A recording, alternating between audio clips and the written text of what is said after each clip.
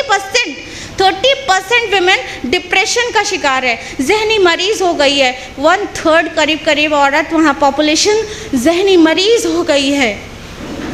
और WHO की report के मुताबिक, वर्ल्ड हेल्थ ऑर्गेनाइजेशन के मुताबिक, अमेरिका में 2020 तक सेकेंड लार्जेस्ट किलर होगा यह डिप्रेशन। हार्ट डिजीज के बाद, दिल की बीमारी के बाद सबसे ज़्यादा मौतें जो होंगी वो डिप्रेशन से होंगी। और डिप्रेशन के 15% मरीज सुइसाइड कर लेते हैं, खुदकुशी कर लेते हैं। और आज खुदकुशी की रेट बहुत तेज़ी से बढ़ रही है। ये सब क्यों हो रहा है? क्योंकि औरत का ऐसी जगह पे इस्तेमाल किया जा रहा है, जब वो बहुत खूबसूरत होती है तो उसे इस्तेमाल किया जाता है, जहाँ उसकी ब्यूटी कम होती है उसे दूध की मक्खी की तरह निकाल कर फेंक दिया जाता है, और फिर उसको पूछने वाला कोई नहीं रहता है। तो डिप्रेशन की मरीज नहीं होगी तो क्या होगा? और जिस तरह से औरत को बरहना या नीम बरहना करके लोगों के सामने पेश किया जा रहा है, उसका नतीजा ये है कि रेप केसेस बहुत तेज़ी से आम हो रहे हैं। अमेरिका में US क्राइम डिपार्टमेंट के मुताबिक 1996 के स्टैटिस्टिक्स में 2713 रेप्स हुए हैं अमेरिका में, यानी हर 32 सेकेंड में एक रेप, 1 मिनट में 2 रेप, 2 जिना बिल जब्र अमेरिका में होता है। और अमेरिकन स्टैटिस्टिक्स के मुताबिक अमेरिका में हर 6 में से 1 औरत के साथ जिना बिल जब्र होता है। हर 6 में से 1 औरत के साथ जिना बिल जब्र, रेप। इंडिया बहुत पाक साफ नहीं है। इंडिया के हालात भी बद से बदतर होते चले जा रहे हैं। NCRB की रिपोर्ट के मुताबिक, national crime record bureau India 2007 के स्टैटिस्टिक्स के मुताबिक इंडिया में भी 20,737 रेप होते हैं हर साल, यानी हर घंटे में 2 रेप इंडिया में भी होते हैं। ये क्या हो गया औरत के साथ और कैसे हुआ? ये मीडिया और सोसाइटी ने और बड़े बड़े इंडस्ट्री वालों ने मिलकर औरत को आर्ट और कल्चर के नाम पर और उसको नेम, फेम और मनी के लालच देकर सरेआम नीलाम कर दिया। उसकी इज्जत की नीलामी हो गई और उसकी रूह तार तार हो गई। और इसी को हम कामयाबी समझ रहे हैं। जब तक हुस्न बाकी है कामयाबी समझ लें। आज हमारी मुस्लिम फैमिलीज़ की भी कई बहनें, उनको एयर होस्टेस बनने का शौक़ होता है भाई, उनको मॉडल बनने का शौक़ होता है भाई। ये सारी फील्ड्स हैं जो औरत को एक्सप्लॉइट कर रही हैं, और उसका नतीजा ये निकलता है जो हमने आपको तफसील से बताया। आज आप देखिए मीडिया के ज़रिए कई ऐसी सीरियल्स और फिल्म्स हैं जिससे ख़ानदान टूट रहे हैं। कई सीरियल्स ऐसे होते हैं जिसमें दिखाया जाता है कि सास को कैसे मात दिया जाए और देवरानी को कैसे नीचा दिखाया जाए, यानी फैमिली पॉलिटिक्स। इसको हमारी औरतें बड़े शौक़ से देखती हैं। आप में से जो लोग भी टीवी देखते होंगे, हमको तो एक भी सीरियल आज का मालूम नहीं है कि आजकल कौन से आ रहे हैं, लेकिन हमने जब पता किया तो हमें पता चला कि दिया और बाती नाम से सीरियल आ रहा है, ससुराल सिमर का नाम से कोई सीरियल आ रहा है, कैरी नाम से कोई सीरियल आ रहा है। इसमें ये पॉलिटिक्स, फैमिली पॉलिटिक्स दिखाई जा रही है। इसका नतीजा क्या निकल रहा है पता है? कितनी तेज़ी से ख़ानदान टूट रहे हैं और डिवोर्स केसेस आम हो रहे हैं। 4.95 केसेस हर 1000 में होते हैं डिवोर्स अमेरिका में। US में 1000 में 4.9 ख़ानदान बिखर जाते हैं। और हिंदुस्तान भी उससे बहुत पाक नहीं है। हिंदुस्तान में तलाक की रेट कितनी तेज़ी से बढ़ रही है। 1960s में इंडिया में, दिल्ली में स्पेशली 1 या 2 केसेस आते थे तलाक के। 1980s में यानी 80 की दहाई में तलाक के 100 से 200 केसेस आने लगे। 1990s में तलाक के तलाक के 1000 केसेस आने लगे और 2000s में 9000 तलाक के केस आ रहे हैं दिल्ली शहर में। कितनी तेज़ी से तलाक की जो रेट्स बढ़ रही है उसकी वजह क्या है? पहले नंबर पे एडल्ट्री 27%, एक्स्ट्रा मैरिटल सेक्स, शौहर बीवी किसी और के साथ 27%। सेकेंड नंबर पे है 17% के साथ ये डोमेस्टिक वायलेंस, घरेलू झगड़े। ये घरेलू झगड़े में आग में घी का काम कर रहे हैं ये टीवी सीरियल्स और फिल्म्स। कितने पॉजिटिव मैनर में पेश किया गया है। एक फिल्म हिंदी आई थी जुदाई और एक फिल्म आई थी कभी अलविदा ना कहना। कितने शौक से दिखाया गया है उसमें, कितने पॉजिटिव अंदाज में कि दूसरे के साथ दिल लगाओ ख़ानदान तोड़ो। कितना फेवर लिया जाता है, गलत चीज़ का कितना फेवर करके मीडिया में दिखाया जाता है और हमारी मासूम ख़वातीन उसे खूब देखती हैं और वैसे ही अपने घर में करने लगती हैं।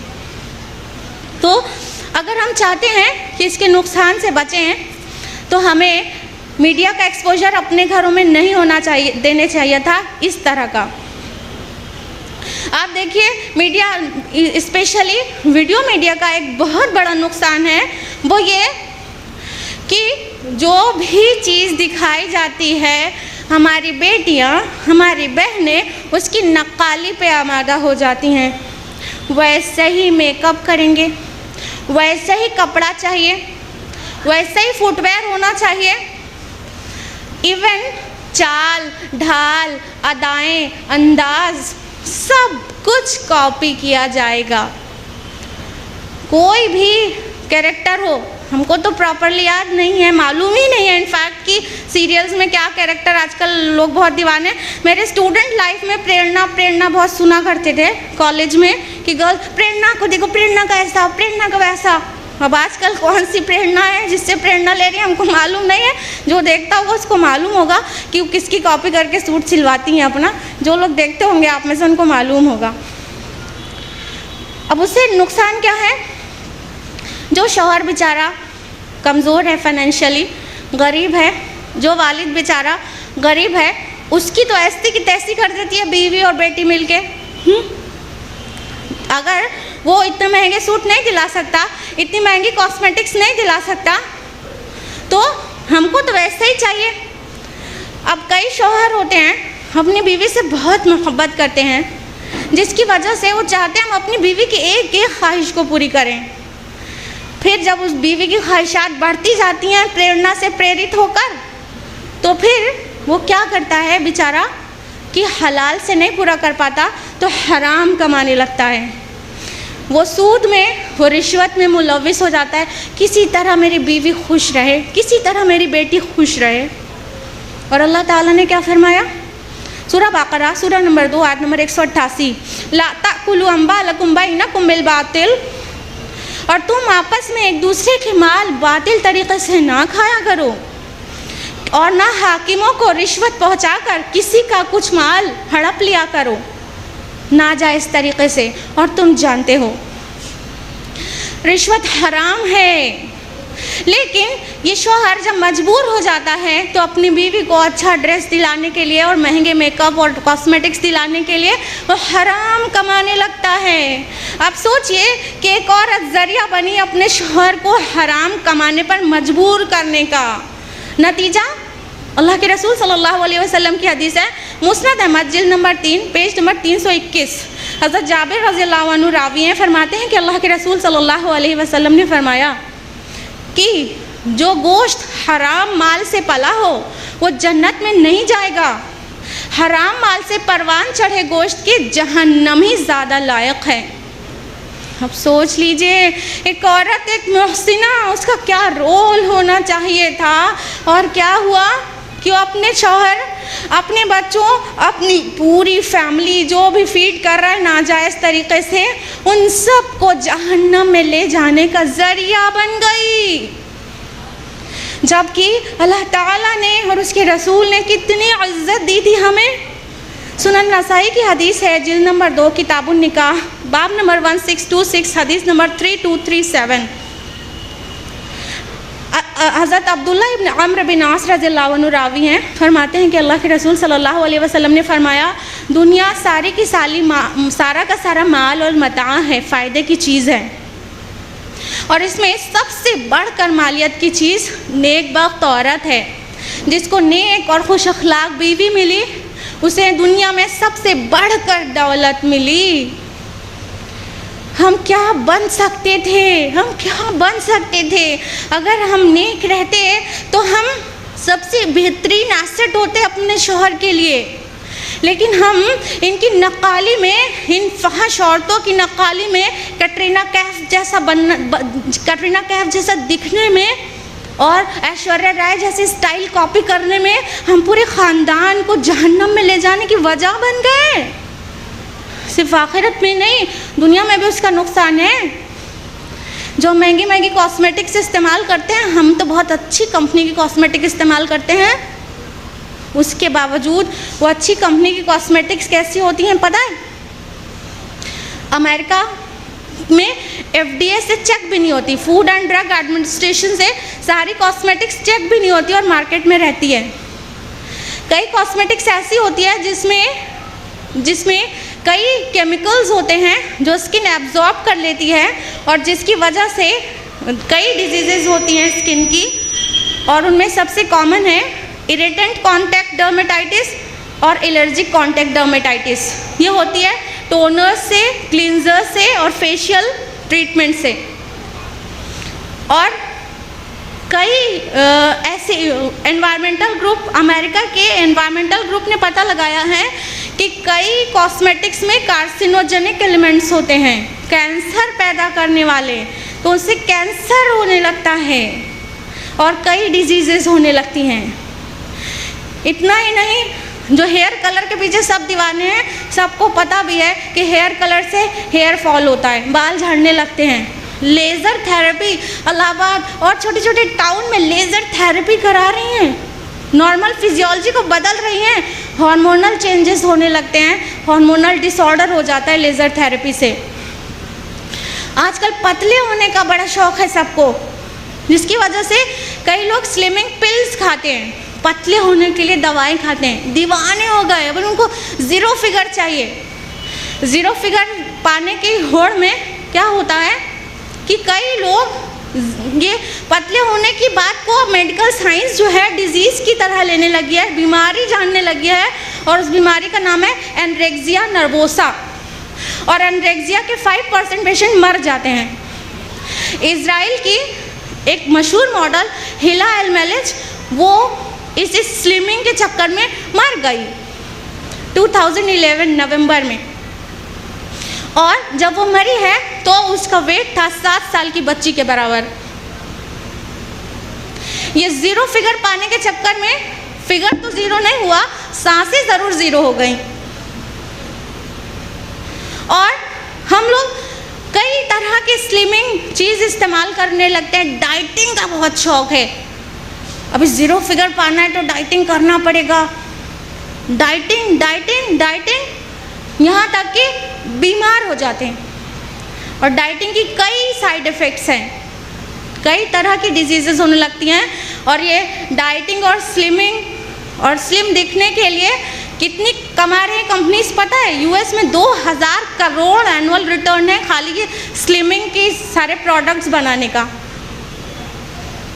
तो ये हम कहाँ जा रहे हैं, कहाँ जा रहे हैं? आखिरत में नुकसान यही, दुनिया में भी नुकसान। जो देखेंगे वही करेंगे, वैसा का वैसा करेंगे। इतना ही नहीं, मीडिया के ज़रिए कई बदअखलाकी और बुराई को नेकी और अच्छाई जैसा दिखाया जा रहा है, और कई अच्छी चीज़ों को बुरा और बैकवर्ड दिखाया जा रहा है। मिसाल के तौर पर झूठ बोलने की ट्रिक्स बताई जा रही हैं, और नेक और शरीफ इंसान को बैकवर्ड कहा जा रहा है। जो हिजाब है वो तो बेवकूफ़ है, जो हिजाब में है, अरे पागल हो क्या तुम, कितनी बैकवर्ड दिखती हो। जो सच बोल रहा है तो वो बुद्धू है, ज़्यादा सत्य हरिश्चंद्र मत बनो। और जो भोला भाला है वो पागल है, तुम पागल हो। तेज़ी लाओ और धोखा दो लोगों को। तो ऐसे कई चीज़ें हैं, नेगेटिव को मीडिया पॉजिटिव दिखा रही है और पॉजिटिव को मीडिया नेगेटिव दिखा रही है। मिसाल के तौर पर एक टीवी प्रोग्राम आता था, फिर से याद दिला दें, हम खुद नहीं देखते हैं, मैं सब इंफॉर्मेशन कलेक्ट की है। एक टीवी प्रोग्राम ब्लफ मास्टर नाम से आता था और उसकी थीम ये थी कि जो जितना सफाई से झूठ बोलेगा, सबसे ज़्यादा सफाई से, वो विनर होगा। मतलब ये मैसेज छोड़ रहे हैं कि झूठ बोलो तो खूब सफाई से बोलो, और ये एक बहुत बड़ा टैलेंट है। और इस तरह कई फिल्में भी आती हैं, कई टीवी पर एड्स आती हैं जिससे गलत बात को सही दिखाया जाता है। एक फिल्म बहुत ज़्यादा पॉपुलर है, कोई भी मेरे ख्याल से ऐसा ना होगा जिसने नाम ना सुना हो। उसका कैरेक्टर इतना पॉपुलर है कि हर बच्चे के नाम पे रहता है, मुन्ना भाई। सुना है कि नहीं? कितने लोग ने मुन्ना भाई कैरेक्टर नाम सुना है? आज कोई हाथ नहीं उठाएगा लग रहा है। चलिए मत उठाइए, हमको पता है कि आपको पता है, क्योंकि हमें भी पता है। मुन्ना भाई कैरेक्टर इतना फेमस है। मुन्ना भाई MBBS नाम की फिल्म में था, उससे क्या नतीजा निकला? बहुत अप्रिशिएटेड है ना वो कैरेक्टर। नतीजा सुनिए, हमेशा तब से होता चला आया है, रिसेंटली मई 23 मई 2012, अभी 40-42 दिन पहले की बात है, एक रिपोर्ट आई थी अमर उजाला में कि फर्जी मेडिकल कॉलेज पकड़ा गया। अगर आप लोग ने अखबार पढ़ा हो, इलाहाबाद की, प्रतापगढ़ में फर्जी मेडिकल कॉलेज पकड़ा गया और एडमिनिस्ट्रेटर का नाम सुनिए, RS खान, एक मुस्लिम डॉक्टर था जो मेडिकल कॉलेज खोले हुआ था। 100 एडमिशन्स लिए जा चुके थे वहाँ, 20 बेड्स भी थी वहाँ पर, और 15 मरीजों की जान जा चुकी थी। जब एक मरीज की जान जाती, दूसरा फर्जी डॉक्टर वहाँ पर आ जाता, और जो मेडिकल स्टूडेंट्स को पढ़ा रहे थे वो फर्जी डॉक्टर्स थे। फिर जब काउंसिल ऑफ फिजिशियंस ने लिस्ट बनाई फर्जी डॉक्टर्स में, तो पता ये चला कि इलाहाबाद में 20 फर्जी डॉक्टर्स हैं, और हंडिया में 35, मवाइमा में 28, फूलपुर में 22 फर्जी डॉक्टर्स हैं जो फरार हैं। किससे इंस्पायर हुए ये? RS Khan, of course Munna भाई से ना। उसके 2 दिन पहले की खबर है, 21 मई 2012, अखबार में न्यूज़ थी कि बीटेक के एंट्रेंस में धरा गया मुन्ना भाई, ये हेडिंग लगी हुई थी, और अंदर खबर थी कि 20 मार्च 2012 को AMU, अलीगढ़ मुस्लिम यूनिवर्सिटी में बीटेक का एंट्रेंस हुआ था, जिसमें मेराज नाम का एक लड़का जो बिहार का था, वो जीशान नाम से एग्ज़ाम में बैठा था, और कई उसके पास इलेक्ट्रॉनिक गैजेट्स थे, घड़ी में, मोबाइल में, और उसके ज़रिए उसने शुरुआती 15 मिनट की फ़ोटो खींचकर कंट्रोल रूम लखनऊ में भेजी। वहाँ से पेपर सॉल्व होकर आना था, और फिर बाकी जो लोग एग्ज़ाम दे रहे हैं उनको बताया जाना था। उसी बीच वो अरेस्ट हो गया, जेल भेज दिया गया। मेरा सवाल ये है कि मुन्ना भाई कैरेक्टर इतना अप्रिशिएटेड, इतना नामी, और हमने तो सुना है उस फिल्म को कई अवार्ड्स भी मिले हैं, और जब उसी पैटर्न पे लोग काम कर रहे हैं तो उनको जेल। ये डबल स्टैंडर्ड क्यों?